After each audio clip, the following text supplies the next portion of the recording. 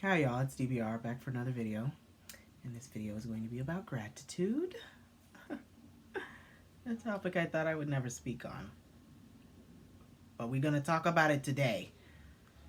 Um, I have just, I guess, recently had an experience that has made me feel more grateful about the things that I often complain about. Um, as you know, I have been losing family member after family member after family member, and I don't do well with death. So, my Aunt Bev was here for 2 weeks. My Aunt Bev, we usually don't call her Aunt Bev, we usually call her Uncle Bev, and it's a strange, you know, way to address your aunt. But when my oldest brother was little, she had cancer, and when she was bald, it was Uncle Bev and Uncle Dave because she looked like a dude. So it just stuck, and she loves us to call her that. So her name is Uncle Bev. So, anyways, so Uncle Bev was here for 2 weeks, and she's a legally ordained minister like myself, and this is a super Christian family and stuff. But she had a conversation with me, like trying to minister to me in a different kind of way because I came home from school one day and I was very annoyed. And I wasn't annoyed because I had a bad day. I was annoyed because I was filled with um, a responsibility to take care of the skincare lab. And that's nothing new to me because when I was in cosmetology, I was the salon manager because, I'm just that personality you don't play with. So my teacher thought that it was best that I be the one to do it. And I thought that I was going to be a spectator and sit back and be like, okay, nobody knows me, except for the teachers, of course. None of these kids know me or none of these adults know me, and I could just be, a fly on the wall here. And that changed very quickly on day two because my instructor came to me and she said, well, we're going to have somebody that's in charge of opening the lab every day, making sure the beds get made, making sure the distilled water gets in all the steamers, making sure everything gets sprayed down at the end of the day, the dishes get done, the laundry gets done, and they lock the door at the end of the night, and they take the key and they give it back to me in the morning. There's going to be somebody rinse and repeat who does that.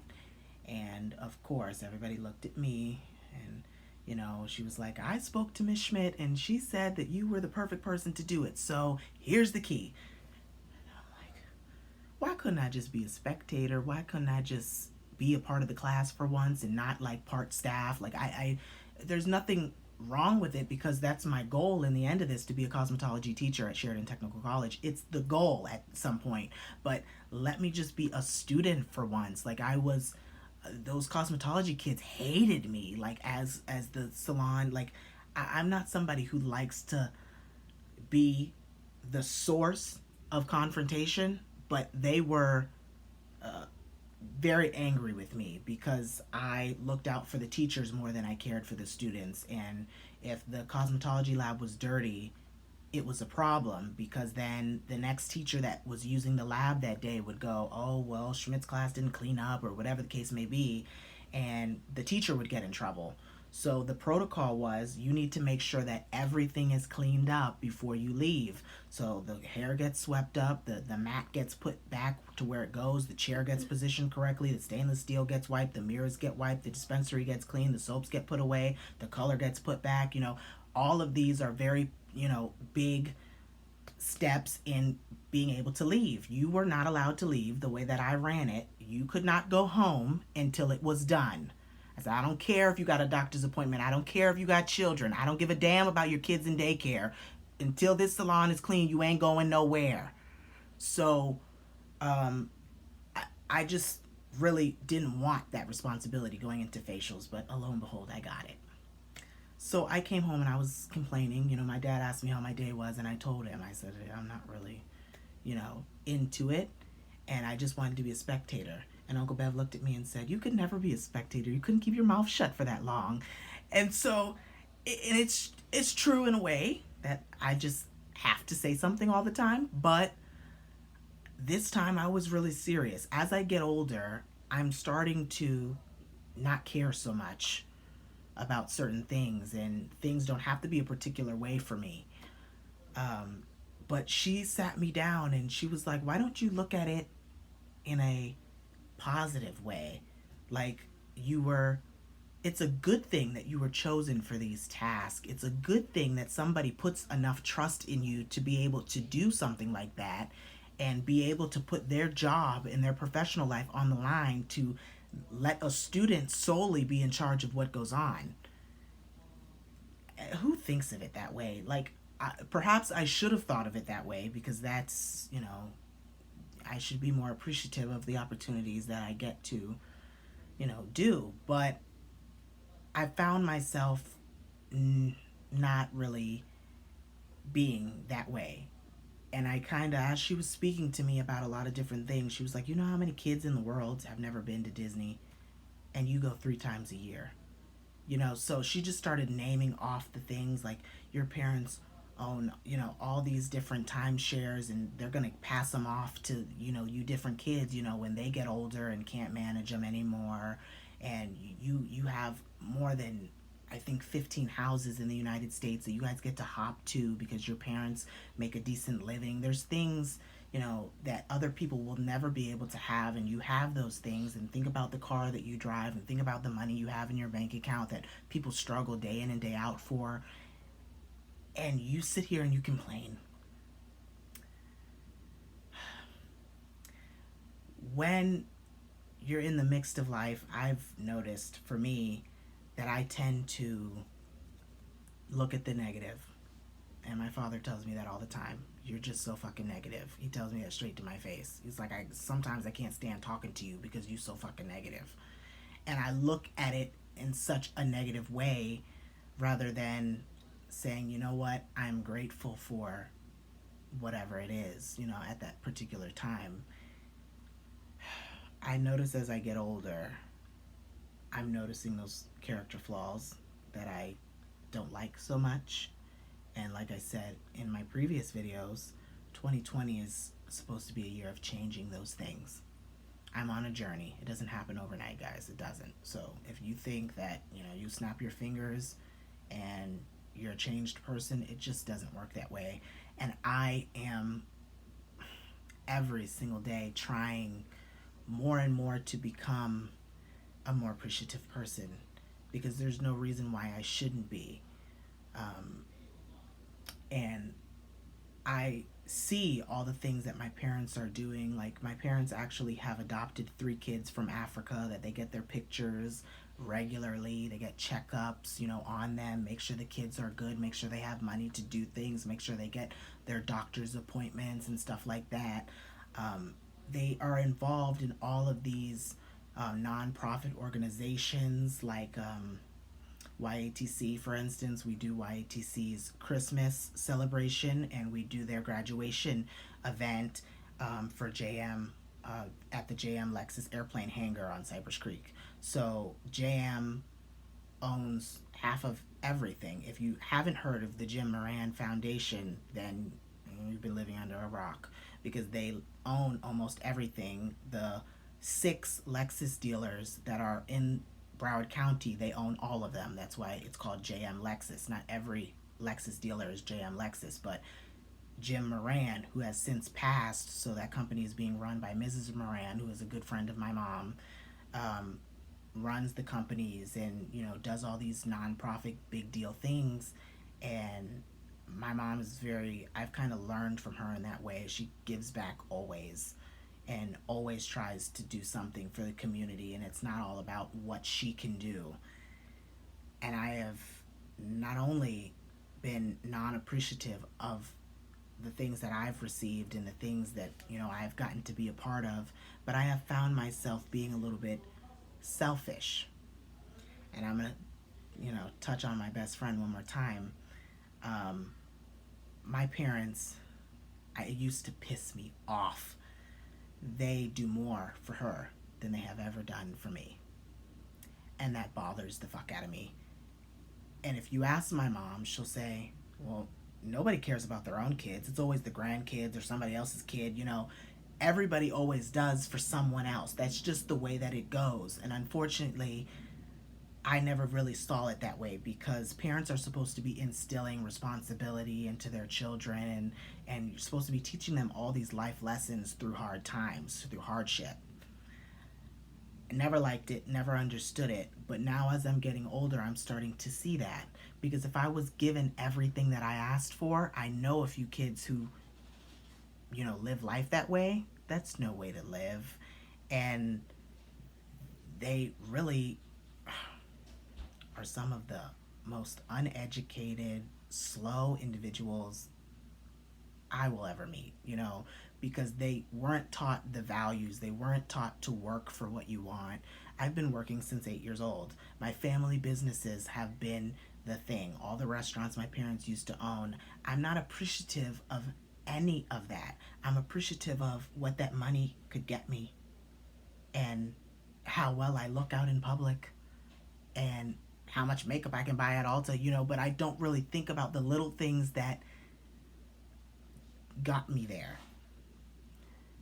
And so it's a work in process. It's not gonna happen, overnight.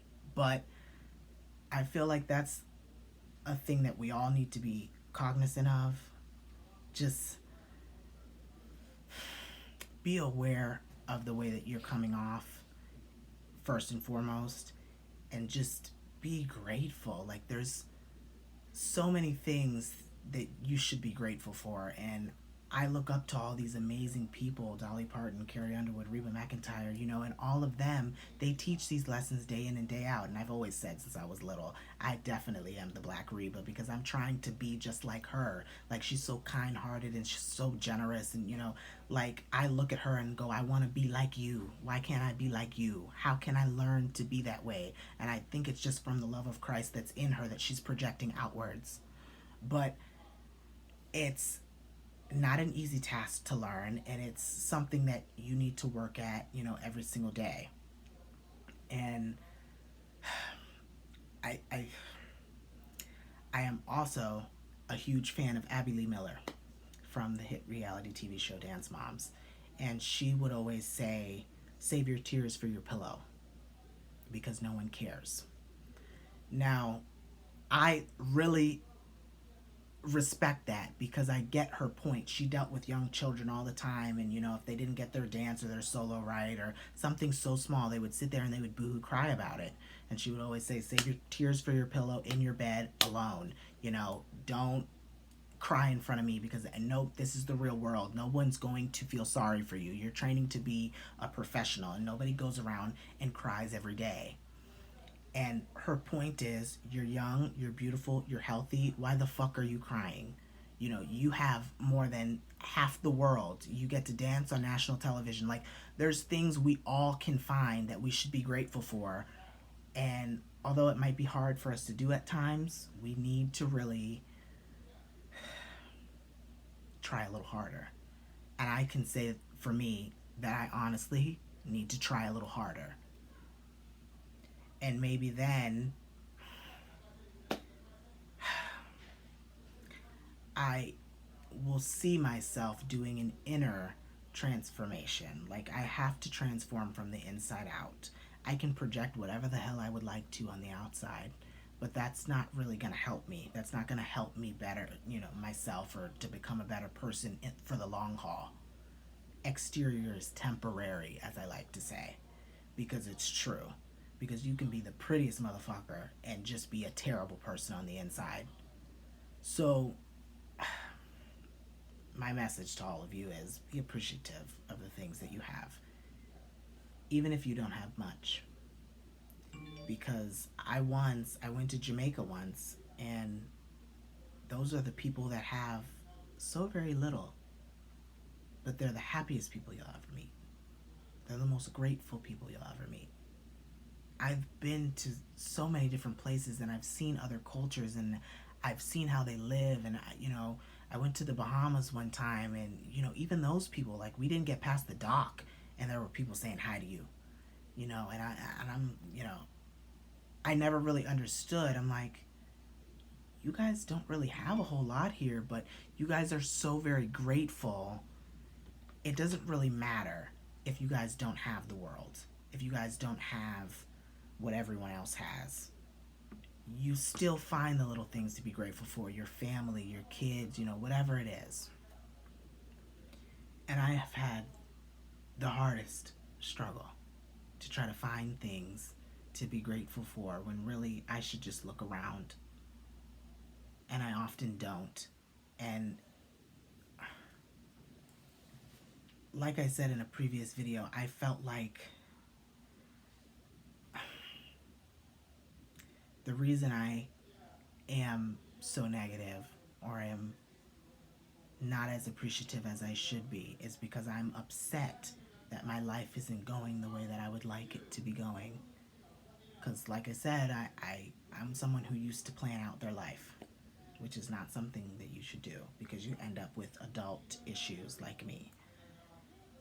You get upset that those things are not happening when you would like them to happen, and then you end up in a rut. I always thought I would be married with 2 kids by 19. That shit didn't happen. But because it didn't happen, I'm angry and I'm bitter and I'm negative and I could care less. Like I said, I want a baby now because I need something to live for. Because that baby's not going to survive if you don't get up out of bed and feed it and so on and so forth. I need something to live for. And I feel like I do not have anything to live for. So everything in my world is very negative. Why do I get up every day? What is my reasoning for getting up every day? And maybe if I understood that I have so much to be thankful for, that is a reason to get up and be happy and be joyous and enjoy the day. Because there's thousands of people who don't have those things. And I take a lot for granted. So much for granted. I can't even... we'd be here all day if I listed them all. So, if that is something that you're struggling with, it's not easy. Like I said, I encourage everybody to reach out to me. My Instagram and all that, Snapchat will be in the description box below. And shout out to all of you guys who do reach out to me. I really do enjoy getting your messages. I really do. And I read all the comments every single day. I check my Instagram every day. I post on Instagram and Snapchat every single day.